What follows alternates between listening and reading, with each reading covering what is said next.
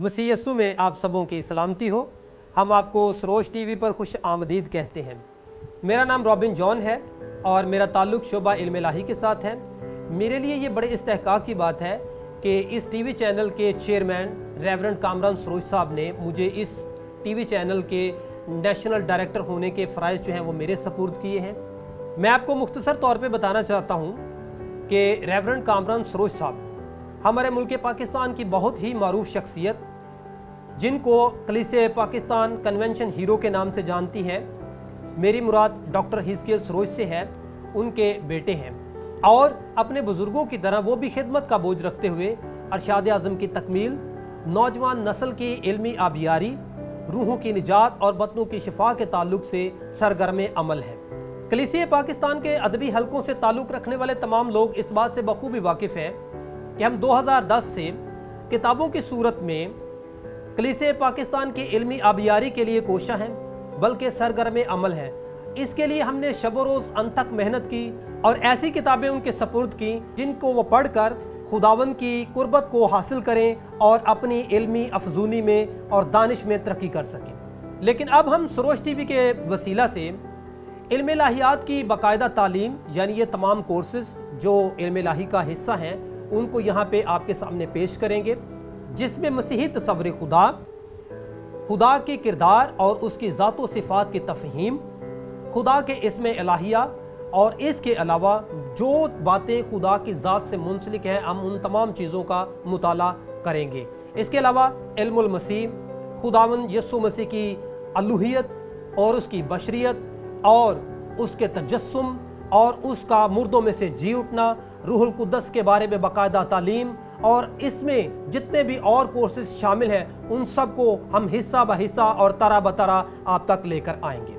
इसमें तमाम कोर्सेज जिनका मैंने आपके साथ जिक्र किया है वो हम आपके साथ शेयर करेंगे, आपकी खिदमत में पेश करेंगे। लेकिन उसके लिए ये बहुत ज़रूरी है कि आप हमारे चैनल को सब्सक्राइब करें, सरोज टीवी को देखते रहें, आप हमारे साथ बने रहें और बेल आइकन को प्रेस करें ताकि हमारी आने वाली मज़ीद वीडियोज़ आप तक पहुँच सकें।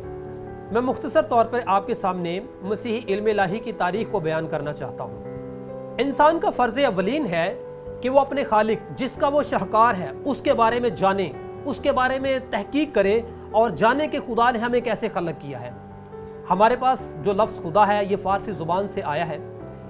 यूनानी ज़ुबान में इसके लिए लफ्ज़ थियूस इस्तेमाल हुआ है।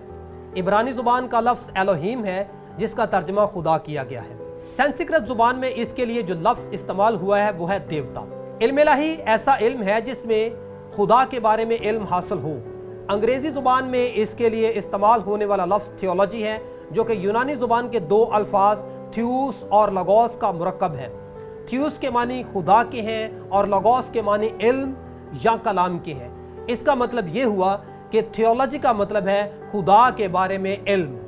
ताहम ज़माने कदीम से खुदा की ये आरजू रही है कि इंसान महज उसकी ज़ात के बारे में इल्म ही ना रखे, बल्कि उसकी शख्सियत को करीब से जाने। हम उन तमाम बाइबल कॉलेजेस और सेमिनरीज़ और तमाम इदारों के लिए खुदावंद की शुक्रगुजारी करते हैं जो हर साल हज़ारों तलबा को जो इल्म इलाही का ज़ौक़ रखते हैं ग्रेजुएट करते हैं और इल्म इलाही की बाकायदा तालीम से आरास्ता करते हैं। लेकिन कुछ ऐसे भी लोग हैं जो कि ज़ौक़ तो रखते हैं और चाहते हैं कि वो इल्म इलाही को सीखें, खुदा के बारे में जानें, किताब मुक़द्दस की गहरी तफ़हीम को हासिल कर सकें, लेकिन अपनी निजी मसरूफ़ियत के बाइस या बाज़ औक़ात ख़ानदानी मजबूरियों के बाइस वो इस ख्वाब को अधूरा ही छोड़ देते हैं। मसीही इल्म इलाही का मुताला दर हकीकत खुदा के मुतालिक जानने की सच्चाई की एक अजीम कोशिश है। अलबत्ता इस सच्चाई को जानने के लिए जो इंसान के पास सबसे बड़ा वसीला है वो किताब मुक़द्दस है, जिसके वसीला से खुदा ने अपनी ज़ात को बनी आदम पर मुनकशिफ फरमाया। ये बात हकीकत पर मबनी है कि हम खुदा की ज़ात को आम मुकाशफा यानी अजायबात फ़ितरत और ज़मीर के ज़रिया से, मौजज़ात के ज़रिया से और मुख्तलिफ़ तरीक़ा से जान सकते हैं। लेकिन फिर भी खुदावंद की ज़ात के मुतालिक ये आम इल्म है।